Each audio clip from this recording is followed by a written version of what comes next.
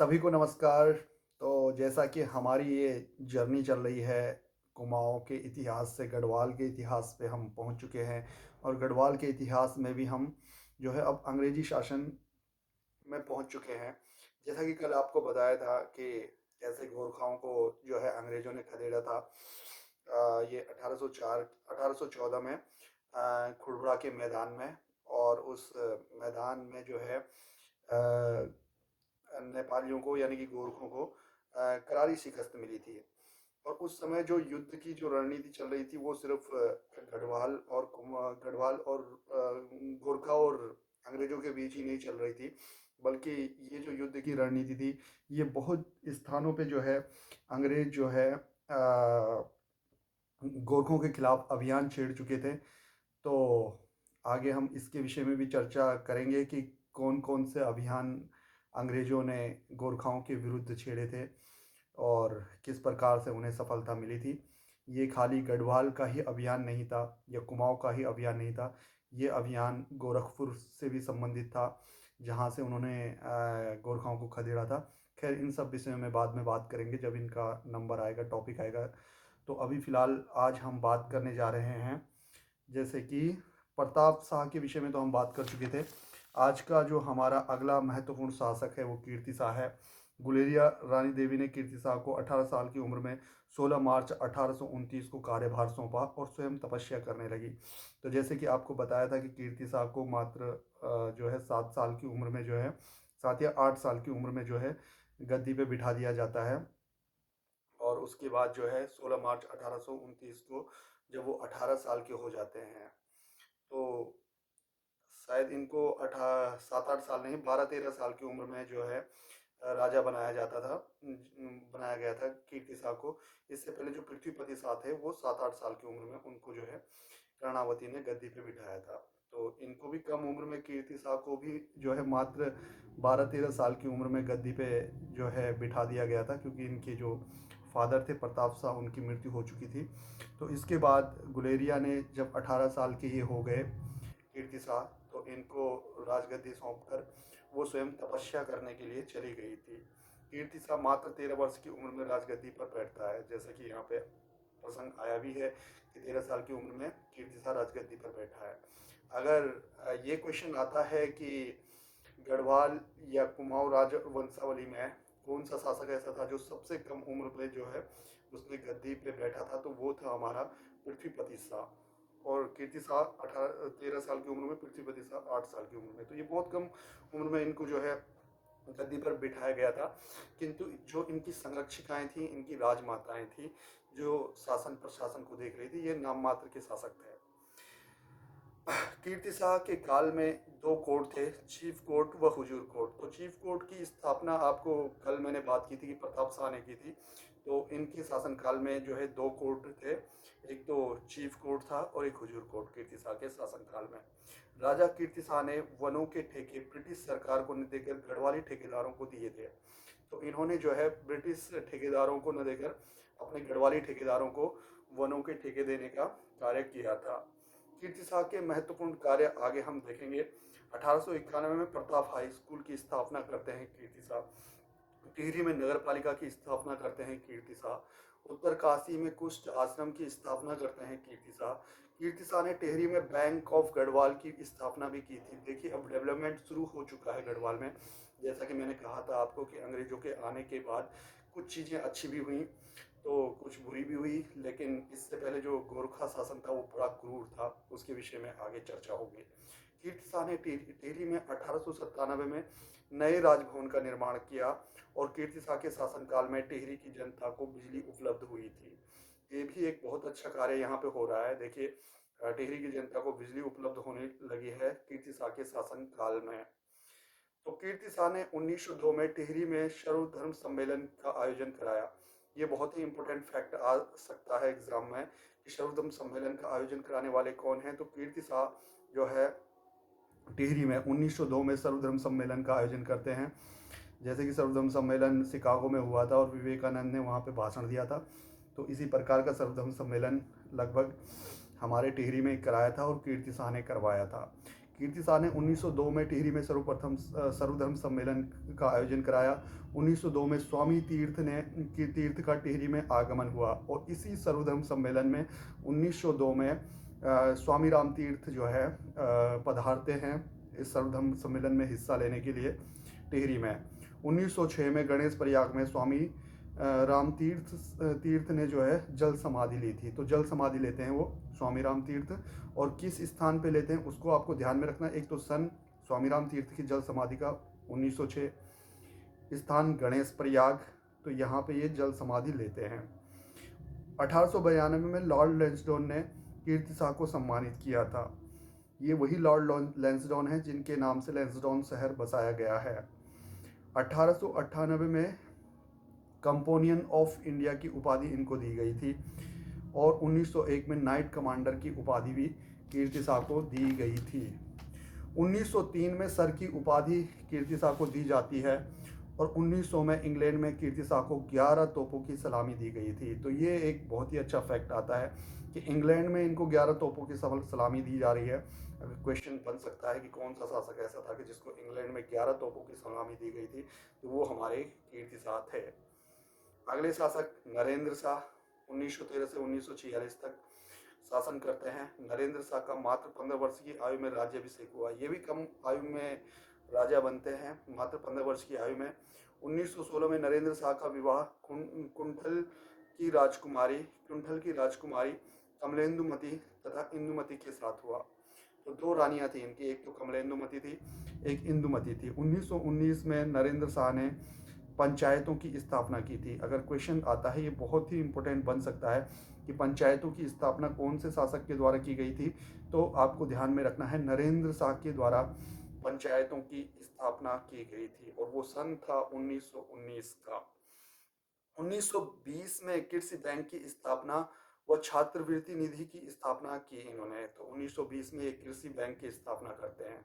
आपको ध्यान में रखना है, अगर बैंक की स्थापना बोलेगा तो बैंक की स्थापना की थी कीर्ति शाह ने, ठीक है ना। बैंक की स्थापना, अगर नॉर्मल जो बैंक हमारे होते हैं जैसे बैंक ऑफ बड़ौदा वगैरह, तो बैंक ऑफ गढ़वाल की अगर स्थापना की बात करेगा तो बैंक ऑफ गढ़वाल की स्थापना कीर्ति शाह के द्वारा की गई थी, ठीक है। बैंक ऑफ गढ़वाल की स्थापना कीर्ति शाह के द्वारा की गई थी। और यहाँ पे अगर क्वेश्चन आएगा कि कृषि बैंक की स्थापना किसके द्वारा की गई, तो आपको ध्यान में रखना है नरेंद्र शाह के द्वारा जो है कृषि बैंक की स्थापना की गई थी। 1921 में टिहरी में प्रथम बार जनगणना भी की गई थी। तो 1921 की तिथि को आपको ध्यान में रखना है। 1921 में टिहरी में प्रथम बार जनगणना की गई। 1923 में टिहरी में आधुनिक चिकित्सालय की स्थापना भी की गई थी जो है नरेंद्र शाह के द्वारा। और 1923 में टिहरी में सार्वजनिक पुस्तकालय की स्थापना भी की गई थी नरेंद्र शाह के द्वारा ही। 1940 में प्रताप इंटर कॉलेज की स्थापना नरेंद्र शाह के द्वारा की गई। देखो यहाँ पे प्रताप इंटर कॉलेज से रिलेटेड 3 फैक्ट बनते हैं। सबसे पहले प्रताप विद्यालय, प्रताप स्कूल की स्थापना करते हैं प्रताप शाह। उनका एक नॉर्मल विद्यालय होता है प्रताप शाह के नाम से, तो प्रताप विद्यालय की स्थापना करते हैं, प्रताप स्कूल की स्थापना करते हैं प्रताप शाह। उस स्कूल को हाई स्कूल बनाते हैं नरेंद्र शाह। ध्यान रखना है आपने, नरेंद्र शाह नहीं, कीर्ति शाह उसे हाई स्कूल बनाते हैं, प्रताप हाई स्कूल के नाम से फिर वो जाना गया। वही स्कूल उच्चीकरण हो रहा है। पहले उसको विद्यालय बनाया प्रताप शाह ने, उस विद्यालय को हाई स्कूल बनाया किसने, नरेंद्र शाह ने। और नरेंद्र शाह ने नहीं, कीर्ति शाह ने हाई स्कूल बनाया।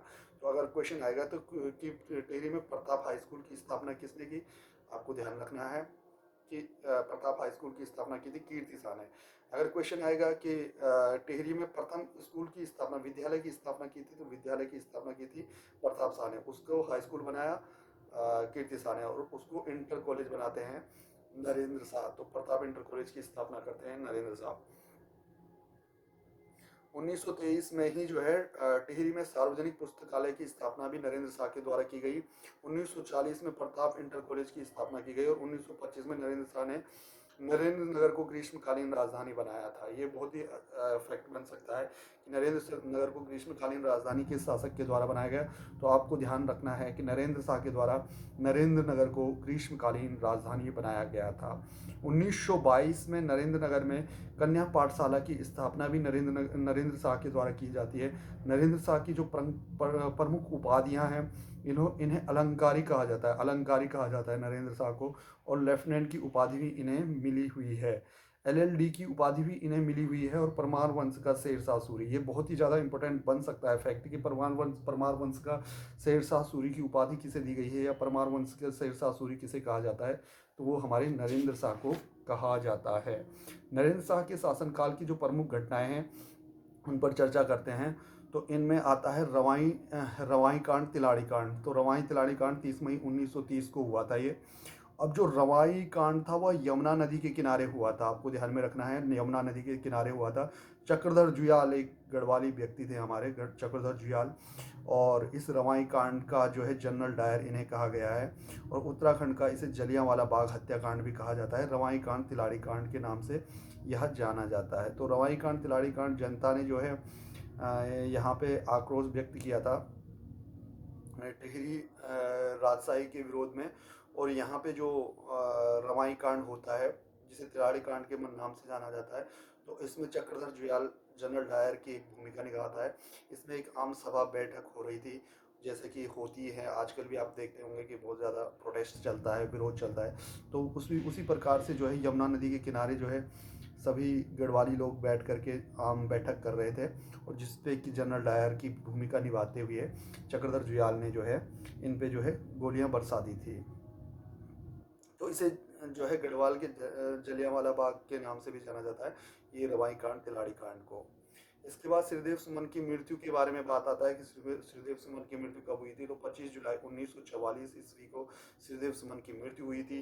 प्रजामंडल की स्थापना 1939 में देहरादून में की गई थी। तो 1939 को आपको ध्यान में रखना है, 1939 में प्रजामंडल की स्थापना देहरादून में हुई थी। और ये प्रजामंडल की स्थापना करने वाले हमारे श्रीदेव सुमन ही थे। और अगस्त समझौता इसके बाद आता है, 19 अगस्त 1946 को हुआ था अगस्त समझौता। अगस्त समझौता टिहरी दरबार व प्रजामंडल के मध्य हुआ था। इसके तहत प्रजामंडल के बंदी बनाए गए सदस्यों को मुक्त किया जाएगा व प्रजामंडल के कार्यों में बाधा नहीं डाली जाए। तो अगस्त समझौता हुआ था ये 19 अगस्त 1946 को। अगस्त समझौते के तहत टिहरी दरबार व प्रजामंडल के मध्य हुआ था, क्योंकि प्रजामंडल जो था ये लगातार जो है राजशाही को खत्म करने की बात कर रहा था। तो प्रजामंडल के मध्य हुआ था ये समझौता। और इसके तहत जो है प्रजामंडल के बंदी बनाए गए सदस्यों को मुक्त किया जाएगा, ये बात हुई थी। वह प्रजामंडल से ये कहा गया था कि आप जो है जो राजा के कार्य हैं उसमें कोई भी बाधा नहीं डालेंगे। ठीक है। तो 22 सितंबर 1950 को नरेंद्र शाह की मृत्यु हो जाती है। तो 22 सितंबर 1950 को नरेंद्र शाह स्वर्ग सिधार चुके हैं। आइए अब टिहरी के अंतिम राजा मानवेंद्र शाह के विषय में हम बात करने जा रहे हैं। टिहरी शासन का अंतिम शासक था मानवेंद्र शाह। इनके समय की प्रमुख घटनाएं देखते हैं हम। शांति रक्षा अधिनियम कानून की शुरुआत मानवेंद्र शाह ने 28 अप्रैल 1947 ईस्वी को की थी। तो शांति रक्षा अधिनियम कानून की शुरुआत करने वाले शासक मानवेंद्र शाह थे। और 28 अप्रैल 1947 ईस्वी को ये शांति रक्षा कानून की स्थापना करते हैं। सकलाना विद्रोह 1946 से 1947 व कीर्तिनगर आंदोलन 1948 नागेंद्र सकलानी शहीद हुए थे इसमें। तो सकलाना विद्रोह के बारे में पूछेगा यह, अगर एग्जाम में सकलाना विद्रोह के बारे में पूछा जाता है कि सकलाना विद्रोह कब हुआ था, तो आपको ध्यान में रखना है कि 1946-47 में सकलाना विद्रोह हुआ था। कीर्तिनगर आंदोलन 1948 में हुआ था। और इसी कीर्तिनगर आंदोलन में नागेंद्र सकलानी शहीद हुए थे। 1 अगस्त 1949 को टिहरी का उत्तर प्रदेश में 5वें जिले के रूप में जो है विलय हो चुका था। तो 1 अगस्त 1949 को टिहरी को उत्तर प्रदेश के 50वें 50वें जिले के रूप में जो है संगठित कर दिया गया था। और 5 जनवरी 2007 को मानवेंद्र शाह की मृत्यु हो जाती है। तो इतिश्री का मतलब होता है यह समाप्त होता है। और इसके बाद जो है देखा आपने कि किस प्रकार से हम जो है चंद राजवंश से गढ़वाल राजवंश की वंशावली तक पहुँचे और किस प्रकार से गोरखों ने गढ़वाल पर आक्रमण किया, अंग्रेजों ने गढ़वाल पर शासन किया, क्या क्या प्रपंच इसमें हुए, हर्षदेव जोशी ने क्या भूमिका निभाई और हमारे जो शासक थे उन्होंने कुमाऊं के साथ कितने युद्ध किए, युद्धों के उपरांत जो है क्या क्या घटनाएं हुई। तो ये सारी चीज़ें लगभग लगभग आप एक ब्रीफ नोटिफिकेशन इसे मान सकते हैं। और ये जो टोटल जो घटनाएं हैं ये अभी एक सार है जो हमारे उत्तराखंड की जो राजनीति है उसका एक छोटा सा सार है। इन सभी घटनाओं का, इन सभी युद्धों का एक विस्तृत ब्यौरा आगे आपको मिलेगा यदि आप मेरे साथ जुड़ करके इसे देखेंगे। तो आइए आज बात करते हैं फिर आगे की चंदों की जो प्रशासनिक व्यवस्था थी। थोड़ा हम प्रशासनिक व्यवस्था से रिलेटेड क्वेश्चंस बनते हैं तो चंदों के प्रशासनिक व्यवस्था के बारे में जानते हैं कि क्या क्या था। चंद यानी कि कुमाऊं के राजवंश, इसमें सबसे बड़ा राजा होता था जो उनकी प्रशासनिक व्यवस्था में सबसे बड़ा राजा होता था और राजा के नीचे होता था दीवान और मंत्री। ठीक है, दीवान को जोशी कहा जाता था। तो जैसे कि हमने कहा था ना, हर्षदेव जोशी जो इतने प्रपंच रच रहा है वो किसी राजा का दीवान हुआ करता था। तो कुमाऊं के राजा का दीवान था वो और आप उसके राजा बनने के थे। मंत्री, दीवान और मंत्री राजा के नीचे का एक मुख्य पद था। और इसके बाद जो है राज्य प्रधान राजा होता था। उसके बाद मंडल मंडल आता था, मंडल आता था और मंडल जो है सामंतों के अधीन हुआ करते थे। ठीक है ना, तो मंडल जो था वह राजा के अधीन था। राज्य जो था, राज्य का प्रधान राजा हुआ करता था और राज्य के नीचे होता था मंडल जो राज्य से छोटी सी इकाई होती है। जैसे कि हमारे यहाँ अभी आप देख रहे हो स्टेट होता है, जैसे उत्तराखंड है, उत्तराखंड के मंडल हैं, गढ़वाल मंडल, कुमाऊं मंडल। इसी प्रकार का यहाँ पे राज्य और राज्य के नीचे मंडल। मंडल जो होता था सामंतों के अधीन होता था। राज्य जो होता था उसका जो प्रधान जो मुखिया होता था वो राजा होता था। और उसके बाद जो है देश भी इसमें आता है। मंडल के बाद देश शब्द आता है, देश हुआ करता था इनका। देश परगने के अंदर देश देश से छोटी इकाई परगना थी और परगने का प्रशासक जो है सीकदार हुआ करता था। अगर क्वेश्चन आएगा कि परगने का प्रशासनिक अधिकारी किसे कहा जाता है तो सीकदार को परगने का अधिकारी कहा जाता था। परगने के नीचे यहाँ पे गर्क होता था, गर्क गर्क और गर्क का प्रशासक, गर्क का प्रशासक नेगी हुआ करता था। तो गर्क का प्रशासक जो है वह नेगी हुआ करते थे। उसके बाद गर्क के नीचे गांव आता था और गांव का प्रशासक सैना या प्रधान होता था। ठीक है ना, तो सैना प्रधान पर था। आपने देखा होगा हर गांव में आजकल बताए ना, जैसे हमारे गांव में भी है कि भाई फलाना प्रधान है। हर गांव में आपने देखा होगा कि प्रधान जी बोलते हैं ना, प्रधान नहीं प्रधान। तो प्रधान जो गांव में जो पद हैं वो कभी जो है किसी जमाने में जो है राजाओं के ज़माने में उनको एक पद दिया जाता था प्रधान। तो प्रधान पूरे गांव का मुखिया होता था। तो वो लाइफ टाइम पद रहता था, ऐसा नहीं कि 5 साल बाद उसका जो है चुनाव हो रहा है, कुछ नहीं। जो प्रधान होते थे उनके जो लिंकेज होते थे वो राजा के अधिकारी होते थे ग्राम लेवल के। तो यहाँ पे जो चंदों की प्रशासनिक व्यवस्था है उसमें हमने देखा सबसे ऊपर राजा होगा, राजा के नीचे दीवान होगा और मंत्री होंगे। दो लोग होते हैं, राजा के नीचे दीवान और मंत्री हुआ करते थे। उसके बाद राज्य का जो प्रधान होता है उसे राजा कहा जाता है, जैसे कि बताया गया है। और राज्य के नीचे का जो होता है मंडल होता है। ठीक है, मंडल जो होता है वो राजा के अधीन होता है। ठीक है, और सामंतों के अधीन होता है। तो मंडल जो था वह सामंतों के अधीन हुआ करता था। मंडल से नीचे देश शब्द आता है। जैसे कि आज देश हम बड़ा समझते हैं कि देश बहुत बड़ा, तो सबसे पहले हम देश को लगा देते हैं, फिर राज्य को लगा देते हैं, फिर उसके बाद राज्य के बाद मंडल, मंडल के बाद जिला, जिला के बाद ब्लॉक और ब्लॉक के बाद तहसील, तहसील के बाद गांव। इस प्रकार की जो हमारी व्यवस्था है तो वो व्यवस्था इसमें जो है देश की थी। मंडल के बाद आता था देश और देश के बाद परगना आता था। परगने के अधिकारी को सीकदार कहा जाता था। गर्क आता था और गर्क का प्रशासक नेगी हुआ करता था।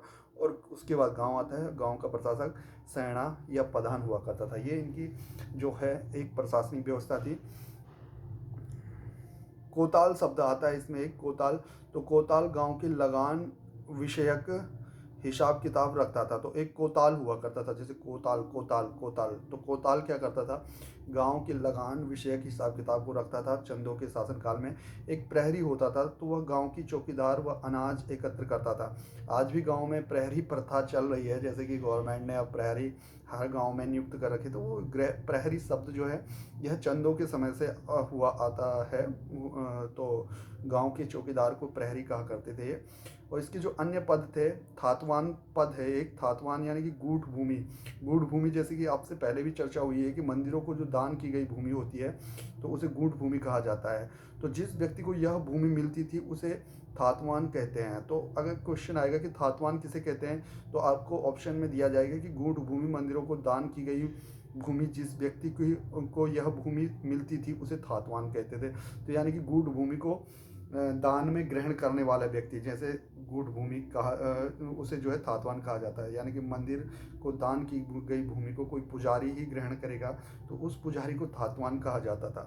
इसके बाद आता है सेजाली। सेजाली कैनी और छेड़ी, ये घरेलू नौकर थे। तो सेजाली, कैनी, छेड़ी घरेलू नौकर हुआ करते थे। चंदों की न्याय प्रणाली जो थी उसमें कचहरी होती थी। तो कचहरी के अंडर में इनकी न्योली, बिस्टाली और पंचनवीसी आते थे। तो क्वेश्चन आएगा कि न्योबली, विस्टाली और पंचनिवेशी क्या थी। तो यह चंदों की न्याय प्रणाली थी, यानी कि कचहरी थी। न्योली व विस्टाली कचहरी की स्थापना लक्ष्मी चंद ने की थी। अगर बोलेगा कि न्योली, अभी पीछे चर्चा भी हुई थी कि न्योली व विस्टाली कचहरी की स्थापना किसके द्वारा की गई थी, तो लक्ष्मी चंद के समय में ये स्थापना की गई थी। न्योली कचहरी सामान्य जनता के लिए होती थी और विस्टाली कचहरी सैनिक मामले के लिए होते थे। दीवानी और फौजदारी मामले अभी चलते हैं ना, तो उसी प्रकार की थी यह। तो न्योली कचहरी जो है सामान्य जनता के लिए होती थी और जो बिस्टाली कचहरी होती थी वो सैनिकों से संबंधित मामलों को निपटारा करती थी। तो न्योली कचहरी सामान्य मामलों का निपटारा और जो है बिस्टाली कचहरी सैनिक संबंधित मामलों के निपटारे किया करती थी। पंचनिवासी कचहरी जो है पंचायतों के लिए होती थी, इसे चरथान भी कहते हैं। तो जो पंचनिवासी कचहरी थी वो पंचायतों के लिए होती थी और इसे चरथान भी कहते हैं। अभी जो यूपीएसएससी या यूकेपीएससी ने अपना जो पैटर्न बदला है वो इसी प्रकार से बदला हुआ है। ये जो फैक्ट्स हैं, कचहरी, न्योली, बिस्टाली, इस प्रकार के शब्द वो जो है, जैसे नेगी, किस प्रकार के शब्दों को जो है वो आजकल एग्जाम में डाल रहे हैं कि ताकि मिलान करने के लिए आ जाए। क्योंकि फैक्ट्स तो हर किसी को पता है ना कि राजा बना, राजा के बाद उसने क्या क्या किया, ये तो इतिहास है। लेकिन ऐसे ऐसे शब्दों को बहुत कम लोग याद रखते हैं कि यार न्योली, बिस्ताली ये क्या हुआ करते हैं। तो ये चीज़ें जो है उनकी अब एग्जाम पैटर्न में आ चुकी हैं। सजा या दंड के बारे में बात की जाए तो उनकी जो दंड देने की जो प्रथा थी वो क्या थी। तो दंडाधिकारी को डंडे कहा करते थे, डंडा, डंडे, डंडे, तो डंडे कहते थे दंडाधिकारी को। और फांसी की सजा पेट पर लटका कर दी जाती थी भाई। दंड प्रावधान इनके जो थे, यानी कि चंदों के जो दंड प्रावधान थे वह थे गोलादीप, तराजू दीप, कढ़ाई दीप, जल का दीप, तीर का दीप और मंदिर दीप। ये इनकी जो दंड प्रावधान थे इनके विषय में विस्तार पूर्वक आगे चर्चा करेंगे। गोलादीप क्या था, तराजू दीप क्या था, कढ़ाई दीप क्या था, ये सारी चीज़ें आपको बताई जाएगी। इसके बाद आता था खाए कर। तो खाई जमीन पर सॉरी, ये है खाई कर। हाँ, खाई कर। तो खाई जमीन पर कर देने वाला, तो खाई जमीन पर कर देने वाले को खाई कर कहा जाता था। कैनी, ये भूदास होते थे। अगर कैनी कहेगा कि कैनी किसको कहा जाता था, तो भूदासों को यहाँ पे जो है कैनी कहा जाता था। गला छेड़ा, गला छेड़ा उपज का छठवां भाग कर के रूप में लिया जाता था। तो ये गला छेड़ा था। तो गला छेड़ा का मतलब है तो एक उपज का छठवां भाग जो है राजा कर के रूप में लेता था। भूमि मापन, इनके पैमाने नाली, जूली, विसा और पलो और मसा थे। तो भूमि पैमाने इनके क्या थे, नाली, नाली आज भी चलता है, जैसे बोलते हैं कि इतनी नाली जमीन है।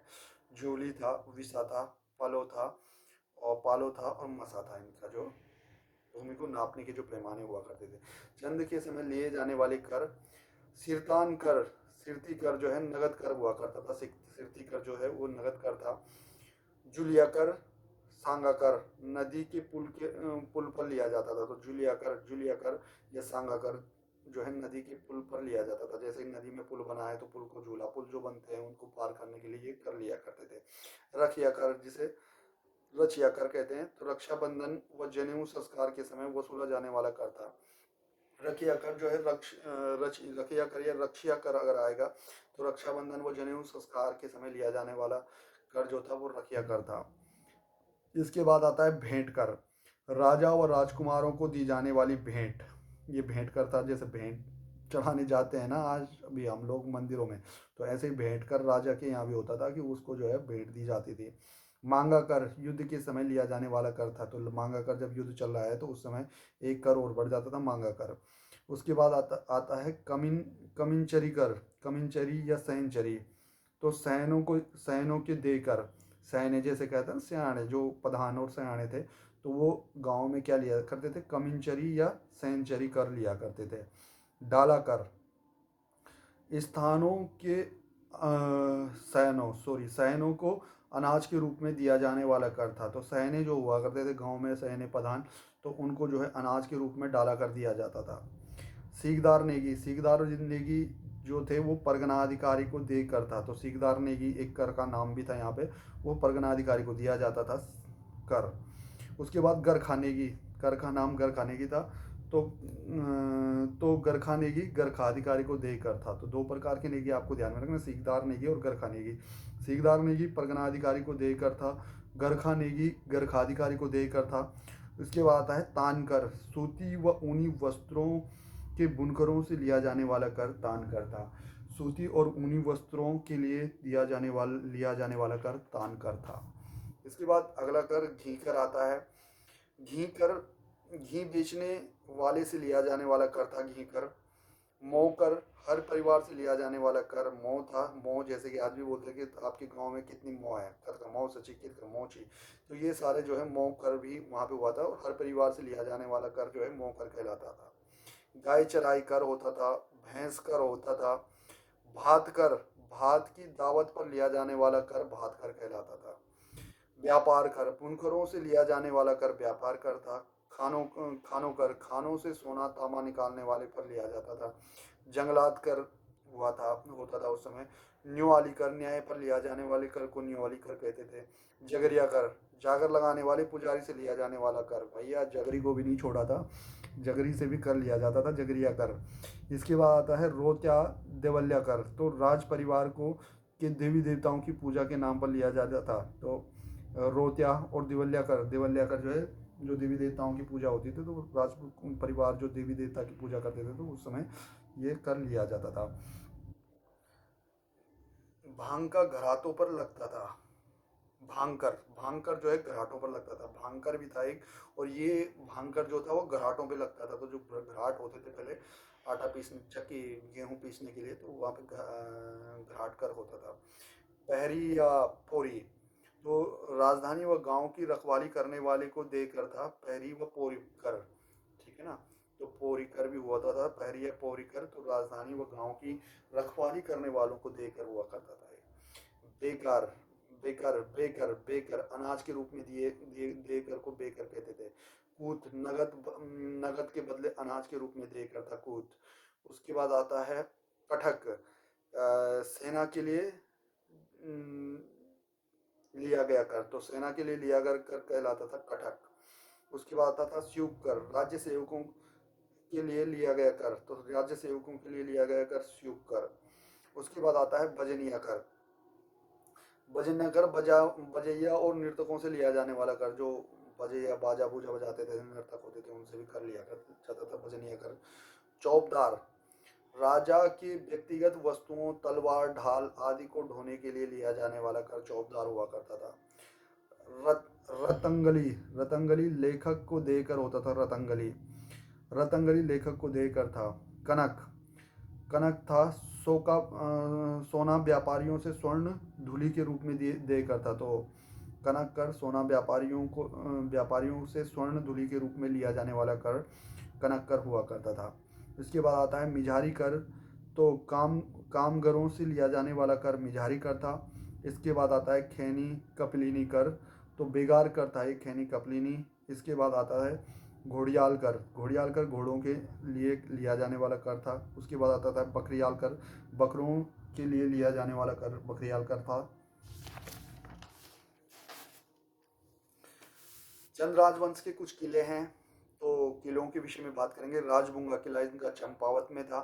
खगमरा किला इनका अल्मोड़ा में था। लाल मंडी किला इनका अल्मोड़ा में था। और मल्ला महल किला अल्मोड़ा में था। ये मिलान करने के लिए आ सकता है। राजभुंगा किला चंपावत, खगमरा किला अल्मोड़ा, लाल मंडी किला अल्मोड़ा और मल्ला महल किला अल्मोड़ा। गढ़वाल वंश के शासन का प्रशासन, अब ये तो कुमाऊं का प्रशासन था। अब हम गढ़वाल के प्रशासन की बात करते हैं। थोड़ा सा ही रह गया, थोड़ा सा रखते हैं। गढ़वाल के शासन प्रशासन को हम देखें तो राज्य का सर्वोच्च अधिकारी यहाँ भी राजा ही हुआ करता था। राज्य का सर्वोच्च मंत्री जो है यहाँ पे मुख्तार या वजीर कहा करते थे। तो सर्वोच्च जो मंत्री होता था उसे मुख्तार या वजीर कहते थे। मंत्रिमंडल यहाँ पे जो था, दीवान यहाँ पे भी हुआ करता था। और वजीर फौजदार नेगी, ये इनका मंत्रिमंडल था गढ़वालियों का। दीवान, वजीर, फौजदार और नेगी। परगने का सैनिक शासक जो है फौजदार कहलाता था। राजधानी का सुरक्षा अधिकारी यहाँ पे गोलदार कहलाता था। और तीव्रगामी संदेशवाहक जो है चणु कहलाता था। और स्पीड पोस्ट, चणों को स्पीड पोस्ट के रूप में याद रखना, तीव्रगामी संदेशवाहक। और राजस्व वसूल करने वाला थोकदार जो है सैना या कमीण कहलाता था। कमीना मत समझना, कमीण है, कमीना नहीं है। तो राजस्व वसूल करने वाले थोकदार को ये सैना या कमीण कहते थे। सैना वही जो गांव का जो है मुखिया होता था, जैसे अब प्रधान है वैसे ही। उसके बाद भूव्यवस्था जो गढ़वाल शासन की थी, यानी कि पंवार वंश की थी, उसको देखते हैं। भूमि का स्वामी यहाँ पे राजा हुआ करता था। भूमि का स्वामी राजा हुआ करता था। राजा द्वारा दान दी जाने वाली भूमि को विष्णुप्रीत कहा जाता था। तो राजा द्वारा जो दान जीने वाली भूमि थी वह जो है विष्णुप्रीत कहलाती, नहीं, विष्णुप्रीत ब्राह्मणों को, मंदिरों को दी जाने वाली भूमि थी, सॉरी। तो विष्णुप्रीत कहा जाता था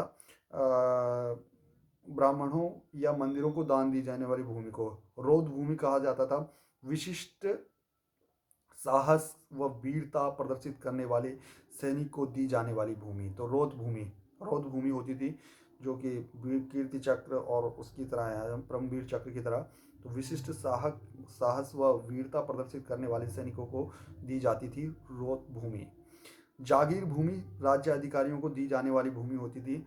जिस व्यक्ति को भूमि दान दी जाती थी उसे थातवान कहा जाता था। तो थातवान यहाँ भी कहा जाता था जिस व्यक्ति को भूमि दान दी जाती थी। और टिहरी रियासत में भूबंदोबस्त बहुत इंपॉर्टेंट। प्रथम भूबंदोबस्त 1823 में हुआ था, सुदर्शन शाह के शासनकाल में। दूसरा भूबंदोबस्त 1861 में हुआ था। ये भवानी शाह के शासनकाल में 1861 में दूसरा भूबंदोबस्त हुआ था। तीसरा भूबंदोबस्त 1873 में प्रताप शाह के शासनकाल में हुआ था। चौथा भूबंदोबस्त 1903 में कीर्ति शाह के शासनकाल में हुआ था। और पांचवा भूबंदोबस्त 1924 में नरेंद्र शाह के शासनकाल में हुआ था। ये क्वेश्चन निदान के लिए आ सकते हैं। तो इसी के साथ ही आज के इस वीडियो में हम इतना ही रखते हैं। आज हमने अध्ययन किया जो गढ़वाल वंशावली है उसकी समाप्ति, अंतिम राजा मानवेंद्र शाह, और जो है हमारा जो टिहरी रियासत है उसका उत्तर प्रदेश में विलय हो जाना। और उसके बाद उनकी जो राज व्यवस्था है, कैसे कैसे उनके कर थे और कैसे कैसे उनकी न्याय प्रणाली थी, जो हमारे चंद और जो गढ़वाल के राजवंश थे, यानी कुमाऊं के चंद राजवंश और गढ़वाल के पंवार राजवंश के। तो कल हम अध्ययन करेंगे गोरखा शासन के इतिहास के विषय में। आज के लिए फ़िलहाल इतना काफ़ी है। तो ये चीज़ें थोड़ी बहुत आप जो हैं, मेनली ये मकसद इन वीडियोस का ये है कि रिवीजन करना और रिवीजन को आगे करवाना। क्योंकि हम किसी भी चीज़ को, वीडियो को जब हम यूट्यूब में डालते हैं तो वो एक लंबे समय तक हमारे पास अवेलेबल रहती है और कभी भी हम बैठ करके कहीं भी रिवीजन इसमें कर सकते हैं बिना बुक के।